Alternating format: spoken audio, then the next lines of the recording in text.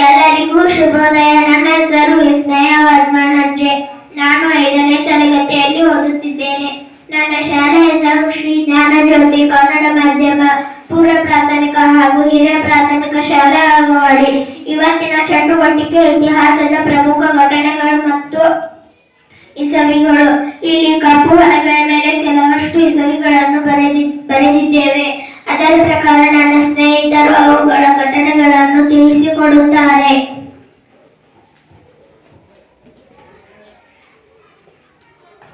261ರಲ್ಲಿ ಕಳಿಂಗ ಯುದ್ಧ ನಡೆಯಿತು.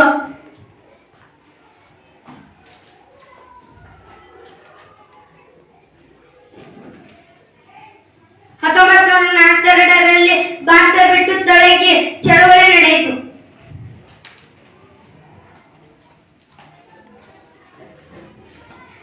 1857ರಿಂದ 58ರವರೆಗೆ ಭಾರತದ ಪ್ರಥಮ ಸ್ವಾತಂತ್ರ್ಯ ಸಂಗ್ರಾಮ ನಡೆಯಿತು.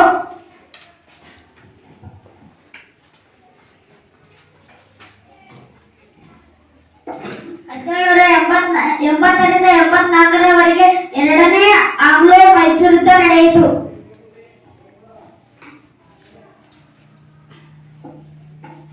1764ರಲ್ಲಿ ಬಕ್ಸರ್ ಕದನ ನಡೆಯಿತು.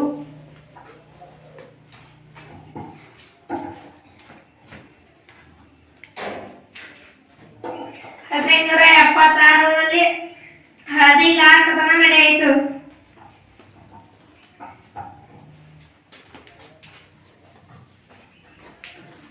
1826ರಲ್ಲಿ ವನ್ಯ ಪಾನಿಪತ್ ಕದನ ನಡೆಯಿತು.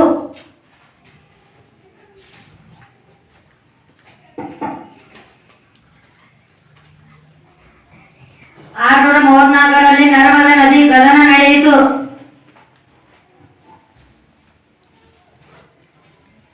949ರಲ್ಲಿ ತಕ್ಕೋಳಂ ಕದನ ನಡೆಯಿತು.